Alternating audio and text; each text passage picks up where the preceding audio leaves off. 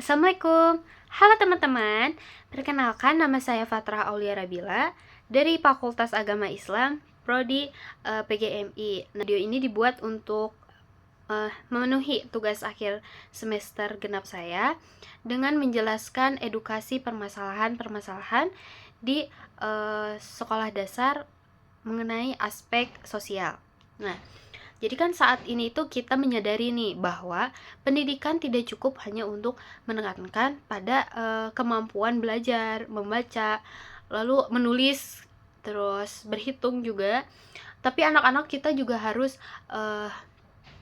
di jenjang sekolah ini harus perlu dibimbing gitu. Tidak hanya secara akademik tetapi juga secara sosial. Nah, mengapa aspek sosial ini penting?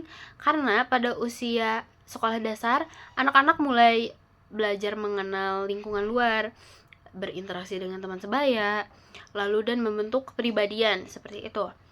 Disinilah sering munculnya permasalahan-permasalahan seperti kurangnya kemampuan bersosialisasi, seperti anak tuh malu, terus menarik diri dari dari lingkungan sekitar, terus tidak punya teman dekat. Nah, yang kedua ini ada konflik antar teman, seperti bertengkar, membuli, mengejek.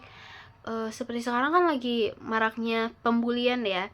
Jadi sangat penting aspek sosial ini ditekankan kepada anak-anak seperti itu. Yang ketiga, ada kesulitan bekerja dalam kelompok. Anak ini cenderung bersifat lebih egois, tidak mau menerima pendapat orang lain, lalu tidak mau bekerja sama, jadi ingin kerja sendiri aja begitu. Terus yang keempat ada tidak memahami nilai-nilai sosial seperti sopan santun terhadap gurunya, hormat gitu ya. Dalam sopan santun terhadap guru pada orang yang lebih tua, lalu tidak jujur, tidak disiplin seperti itu. Lalu yang terakhir ada ketimpangan latar belakang sosial, ekonomi yang mempengaruhi rasa percaya diri. Ini juga menjadi salah satu aspek, salah satu permasalahannya, karena banyak sekali anak tuh terkena bully atau diejek teman-temannya atau ngerasa percaya dirinya kurang karena ya ini latar belakang dan ekonominya yang kurang baik seperti itu. Terus karena permasalahan ini sekolah juga perlu membuat program edukasi yang terencana yang kita sebut tuh sebagai edukasi sosial. Nah, yang pertama ada pembelajaran sosial emosional. Nah, ini tuh mengajarkan anak untuk memahami dan mengelola emosi, mengembangkan empati, rasa kerjasama, dan komunikasi yang baik. Lalu ada juga program bimbingan dan konseling di SD.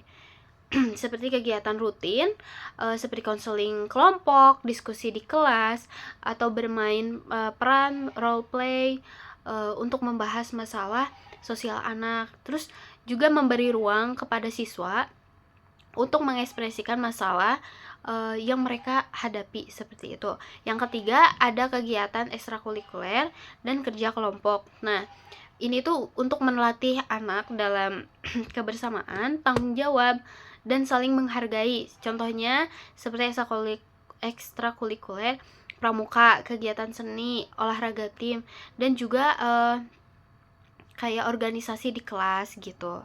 Lalu yang keempat ada penanaman nilai karakter melalui kegiatan sekolah. Program bisa misalnya 1 hari 1 nilai seperti itu, seperti kejujuran, tolong menolong, sopan santun, kegiatan gotong royong, atau bukti sosial yang membangun rasa kepedulian seperti itu. Yang kelima ada kolaborasi orang tua dan sekolah. Ini juga membangun kerjasama agar nilai sosial yang ditanamkan di sekolah juga diterapkan di rumah. Jadi bukan hanya di sekolah tapi di rumah juga harus diterapkan. Edukasi ya bagi orang tua tentang pentingnya pembentukan karakter sosial sejak dini seperti itu. Segitu saja penjelasan dari saya.